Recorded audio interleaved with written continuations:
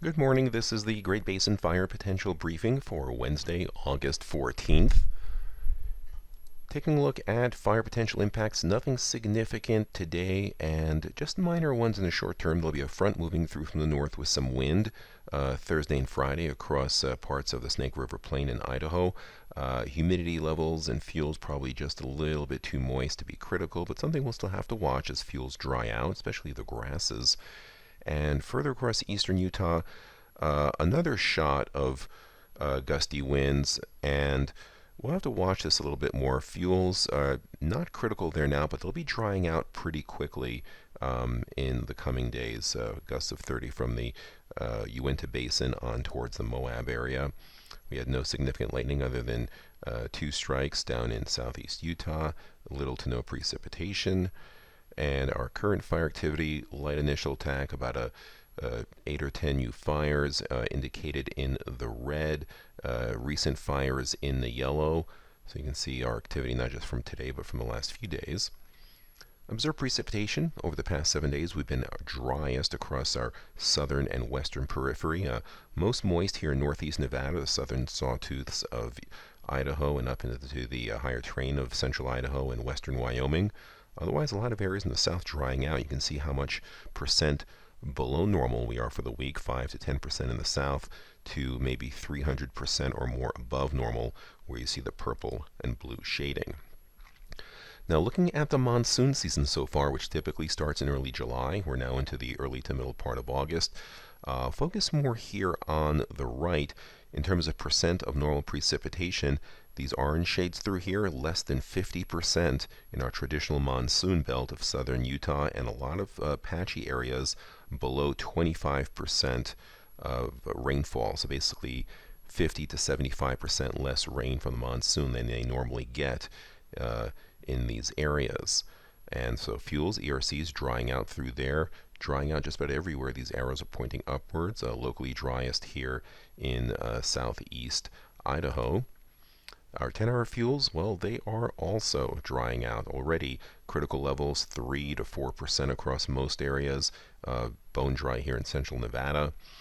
I'll look at some individual areas with, these are actually ERCs, not 100-hour fuels, but you can see through here that here in the southwest desert, we've risen above the 85th percentile, approaching the 85th percentile, and definitely above the gray normal line here in southeast Utah, and across the Arizona Strip, and some other areas, Grand Staircase. You can see that we are ERCs are somewhere between normal, above normal, and record levels, and they're going to continue shooting upwards with the dry weather we're expecting over the next couple of days because there's no monsoonal moisture in sight, strong high pressure in place, typical August temperatures and low humidity values.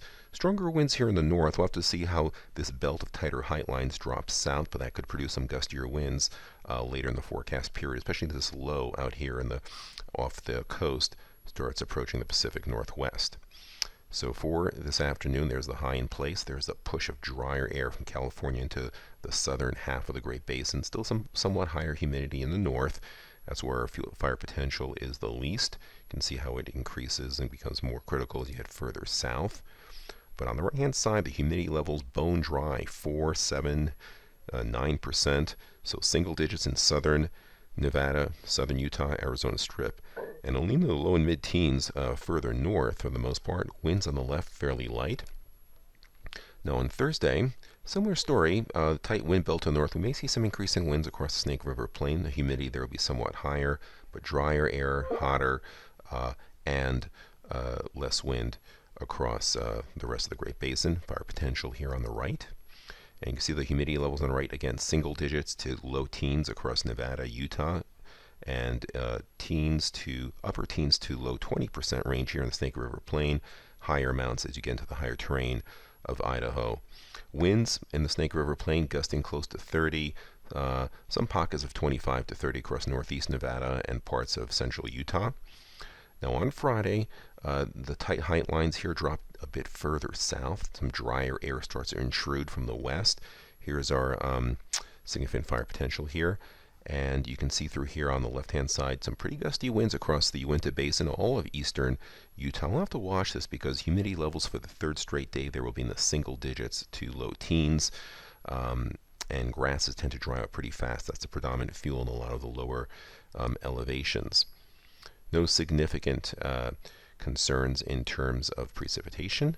And further down the road, as we go into Saturday, just kind of zonal dry flow, seasonable conditions, and fire potential on the right-hand side. Now notice as we go through the next couple of days how this fire potential on the right changes, and we get drier, a lot more brown and yellow on the map as we get towards the end of the forecast period next Tuesday, with on the left-hand side strong high pressure in place. But even 7 days from now, very, very minimal monsoonal moisture still confined down into Mexico, not even making it into Arizona. So no monsoonal threat for the foreseeable future, but we could be warmer and drier. Fuels will get more critical, and we could see some wind events in the weekend to early next week. No significant precipitation for the whole 7-day period. Above normal temperatures for the 8 to 14-day outlook, August 21st to the 27th. We look to the right-hand side, and below normal precipitation coming out of southern Arizona, New Mexico into Utah. So no monsoonal moisture expected from this time period, at least nothing of significance, and that's usually the end of the monsoon season. So the 25 or 50% of normal monsoonal moisture that we got so far might be about it. So to watch and see how those fuels dry out in our southern areas. This concludes our briefing. Have a great day.